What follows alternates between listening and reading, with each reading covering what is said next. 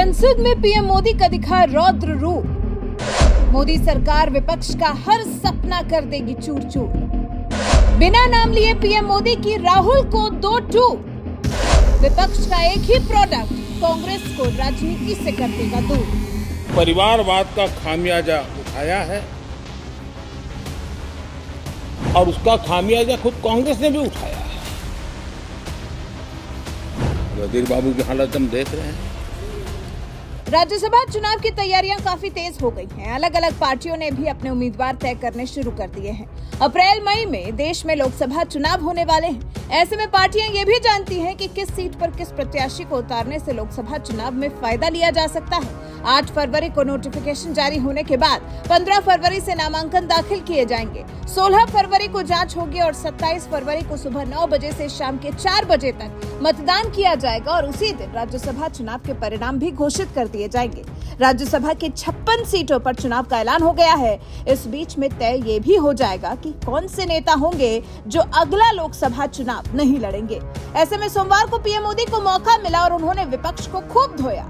लोकसभा में पीएम मोदी की दहाड़ के आगे सभी विपक्षी नेता पानी भरते नजर आ रहे थे और पीएम मोदी तो कांग्रेस के प्रोडक्ट को भी खूब सुना रहे थे। जी, कांग्रेस का प्रोडक्ट, जिनका नाम तो प्रधानमंत्री नरेंद्र मोदी ने नहीं लिया, लेकिन प्रोडक्ट बोल बोल कर इशारों में समझा जरूर दिया कि वो किसकी बात कर रहे हैं। पीएम मोदी ने कहा, सुना है अब लोकसभा की बजाय राज्यसभा जाना चाहते हैं। एक ही प्रोडक्ट को बार बार लॉन्च करने के चक्कर में कांग्रेस की दुकान में ताला लगाने की नौबत आ गई। सुनिए क्या कहना है प्रधानमंत्री नरेंद्र मोदी का। देश ने जितना परिवारवाद का खामियाजा उठाया है और उसका खामियाजा खुद कांग्रेस ने भी उठाया है। अब वजीर बाबू की हालत हम देख रहे हैं। वरना ये समय था संसद में रहने का, लेकिन परिवारवाद की सेवा तो करनी पड़ती है।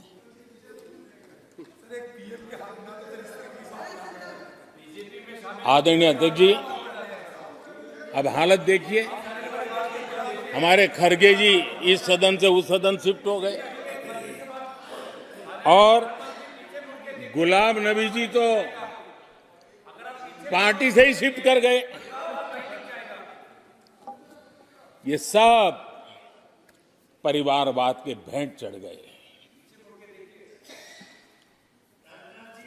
एक ही प्रोडक्ट बार बार लॉन्च करने के चक्कर में कांग्रेस की दुकान ताला लगने की नौबत आ गई है। अरे दुकान हम नहीं कह रहे, आप लोग कह रहे हैं। आप लोग कहते हैं दुकान खोली है, सब जगह पे बोलते हैं। दुकान को ताला लगने की बात है। पीएम मोदी ने साथ ही ये भी साफ कर दिया है कि ये दुकान शब्द बीजेपी का दिया हुआ नहीं है, बल्कि कांग्रेसियों का ही दिया हुआ है। मोहब्बत की दुकान बोल बोलकर कांग्रेस ने राजनीति को दुकान ही बना दिया है। इस बीच में खबर ये सामने आ रही है कि केरल में राहुल गांधी की वायनाड सीट सीपीआई के खाते में जा सकती है। वायनाड उन 4 सीटों में से एक है जो सीपीआई को एलडीएफ के भीतर सीट बंटवारे समझौते के हिस्से के रूप में मिली है, लेकिन इससे तो कांग्रेस के लिए समस्या खड़ी हो सकती है। तो क्या पीएम मोदी के कहे अनुसार क्या सच में कांग्रेस ने एक ही प्रोडक्ट को लॉन्च कर करके अपनी दुकान पर ही ताला लगाने का काम कर लिया है? क्योंकि अगर सीपीआई के खाते में राहुल गांधी की वायनाड सीट चली गई है तो फिर आगे क्या होगा? हालांकि सीपीआई महासचिव डी राजा ने कहा है कि कांग्रेस को वायनाड छोड़ने के लिए कहने पर कोई चर्चा नहीं हुई है, लेकिन ऐसी संभावना से भी डी राजा ने इनकार नहीं किया है, जिसका मतलब ये है कि राहुल गांधी की सीट को लेकर असमंजस की स्थिति तो बन गई है। क्योंकि बात तो यहाँ तक भी हो गई है कि डी राजा की पत्नी एनी, जो सीपीआई की राष्ट्रीय महिला समाख्या महासचिव हैं, को वायनाड सीट से उम्मीदवार बनाया जा सकता है। पार्टी सूत्रों का कहना है कि भारतीय कम्युनिस्ट पार्टी की केरल इकाई पहले कांग्रेस की राज्य इकाई के साथ बातचीत करेगी। 3 सदस्यीय समिति तब एआईसीसी अध्यक्ष मल्लिकार्जुन खड़गे और दिल्ली के अन्य लोगों से वायनाड लोकसभा सीट छोड़ने की संभावना पर विचार कर सकती है, लेकिन ये कितना मुमकिन होगा इसको लेकर अभी कुछ नहीं कहा जा सकता। मतलब राहुल गांधी विरासत में मिली सीट अमेठी को तो स्मृति ईरानी के हाथों गवा ही बैठे हैं। 2019 में राहुल गांधी ने 2 सीटों से चुनाव लड़ा था, एक अमेठी सीट और दूसरी वायनाड सीट, जिसमें अमेठी तो राहुल गांधी के हाथ से 2019 में ही निकल गई थी, लेकिन लेकिन अब माहौल ऐसा बन रहा है जैसे 2024 में वायनाड सीट भी निकलने वाली है। मतलब क्या सच में कांग्रेस की दुकान बंद होने वाली है? इस बारे में आप क्या सोचते हैं, हमें कमेंट कर जरूर बताएं। साथ ही आपको आगे सुनाते हैं कि पीएम मोदी ने सदन में खड़े होकर विपक्ष पर और क्या-क्या कटाक्ष किया। यहाँ हमारे दादा अपनी आदत छोड़ नहीं पाते हैं, वहां से बैठे बैठे कमेंट कर रहे हैं परिवारवाद की। मैं जरा समझा देता हूँ, आज माफ करना अध्यक्ष महोदय, मैं जरा समय ले रहा हूँ। आज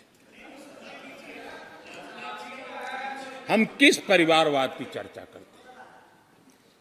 अगर किसी परिवार में अपने बलबूते पर जन समर्थन से एक से अधिक अनेक लोग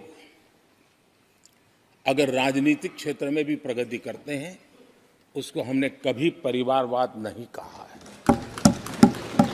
हम परिवारवाद की चर्चा वो करते हैं जो पार्टी परिवार चलाता है, जो पार्टी परिवार के लोगों को प्राथमिकता देती है, जो पार्टी के सारे निर्णय परिवार के लोग ही करते हैं, वो परिवारवाद है।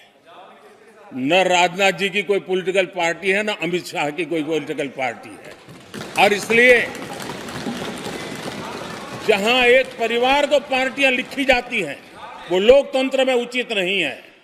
लोकतंत्र में पार्टी अनेक, एक परिवार के 10 लोग राजनीति में आए, कुछ बुरा नहीं है। हम तो चाहते हैं नौजवान लोग आए।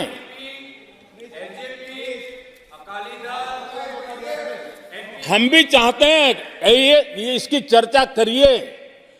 हमारे साथ, आपके साथ मेरा विषय नहीं है। देश के लोकतंत्र के लिए परिवारवादी राजनीति, पारिवारिक पार्टियों की राजनीति, ये हम सबकी चिंता का विषय होना चाहिए।